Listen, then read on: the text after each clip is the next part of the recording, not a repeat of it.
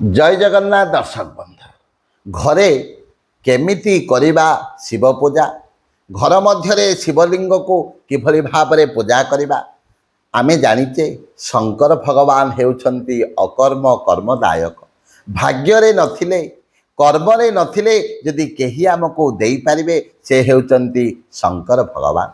तेणु शंकर भगवान कृपा को लाभ करिबा पई आमे घर मध्य किपरि करिबा शिव पूजा। तो साधारणतः भाव में आमे जेतेबेले मंदिर को जाऊचे सेठी पूजक पूजा करती पूजारी पूजा करती किंतु आमे घरे शिवलिंग को रखी किभली भाव में पूजा करने आवश्यक आउ कौन रही शास्त्र नियम। आमे जेतेबेले घरे शिवलिंग को रखिबा गोटे छोटिया शिवलिंग टे घरे रखी आमे पूजा करवा। मु अन्य भिडियो मानक आपण मानक कही आमे जदि ठाकुर घरे गोटे तंबार हेउ किंबा रूपार हेउ जदि त्रिशूल टीए रखी पूजा करवा देखिए घर मध्य को विपत्ति केबे आसीबो नाही। आउ ठाकुर घरे जदि छोटिया पारद शिवलिंग हो किंबा मार्बल शिवलिंग टीए रखिबा प्रत्येक दिन शंकर भगवान को पूजा करवा देखिए जीवन रे संकट विपत्ति केबे आसीबो नाही। ताले आमे केमिति शंकर भगवान को पूजा करवा केमिति शिव भगवान को प्रत्येक दिन पूजा करवा।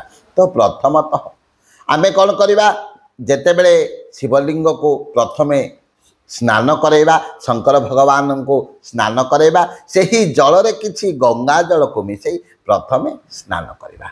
ये तो है जल रे स्नान करवा आमे जदि क्षीर रे भी स्नान करि परिबा पंचामृत भी स्नान करि परिबा एमिति विभिन्न प्रकार जिनिस व्यवहार करी आमे स्नान करि परिबा। जदि आपनक पाखरे किछि नाही जल रे किछि गंगा जल मिसई प्रथमे स्नान करिवे। स्नान करिबा पूर्वर प्रथमे गोटे तंबा पात्र हो अर्थात थाली जो थाली आमे रखिबा जोथिरे शिवलिंग तंबार हो नचेत पितलर गोटे थाली को नेबे सेही उपरे शिवलिंग को रखी परे कौन करिवे स्नान करिवे। फलस्वरूप शंकर भगवान जो स्नान करिवे से पानी जेभली भाव में चारिआड़ को नजिब काहाकू न बाजिब सेपरी भाव में तेणु गोटे थाली रे रखी आमे प्रथमतः शंकर भगवान को भल भाव स्नान करवा। स्नान कर सारिबा परे आउ आमे जेतेबेले स्नान करवा स्नान कर सारिबा परे कौन करवा भल भाव में चंदन टिके शंकर भगवान को लगेदबा एवं तीनोटी गार करदेवा चंदन एवं गोटे टीपाटीए करदेवा निहाती भाव में आवश्यक। एतिकी कर सारिबा परे आमे कौन व्यवहार करवा ना गोटे त्रिशाखा बेलपत्र हो नचेत तीनोटी त्रिशाखा बेलपत्र नवा एवं सही त्रिशाखा बेलपत्र उपरे चंदन टिके लगेबा। आमर तीनोटी पत्र थाउची से तीनोटी जाक पत्र रे कौन करवा चंदन टिके टिके लगई शंकर भगवान को अर्पण करवा। जेतेले समर्पण करवा शंकर भगवान को बेलपत्र ओम नमः शिवाय नचेत महामृत्युंजय मंत्र जप करी शंकर भगवान को से बेलपत्र अर्पण करवा।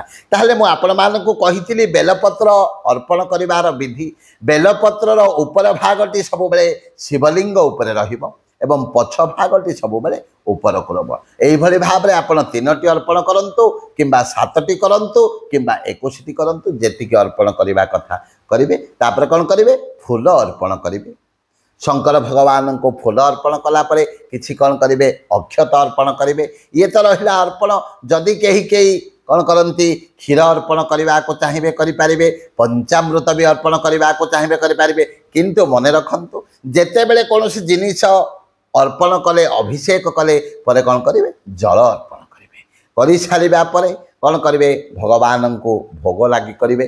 भोग कौन देवे ना आपण जदि कदली देउचंती किंबा एप्पल देउचंती ताहाको आपण गोटा फल भाव में शंकर भगवान को अर्पण करें किंबा ताको पूजा करी भी अर्पण करें। जेकोसी जिनिस आपण ठाकुर को पूजा करेंगे आपण ठाकुर घरे जहाँ पूजा कर मिश्री भोग करें जेकोसी जहाँ कि आपण ठाकुर पूजा करने अर्पण करने आनी ताहाको भोग देवे। मु कहली कहबार कारण शंकर भगवान अति सहजरे खुशी होता अति सहजरे आशीर्वाद प्रदान करते। तेणु आमे प्रत्येक लोक निज घरे गोटे गोटे छोटिया शिवलिंग टे रखंतु सी पारदर शिवलिंग हो नचेत जदि आप मार्बल शिवलिंग हो किंतु गोटे छोटिया शिवलिंग टे रखिए मंदिर शिव मंदिर में बड़ बड़ शिवलिंग रुहे नाग रहती किंतु घरे रखिए ना केवल छोटिया शिवलिंगटे रखी आपण मैंने पूजा करेंगे एवं छोटिया त्रिशूलटे रखी घर मध्य सब पूजा करंतु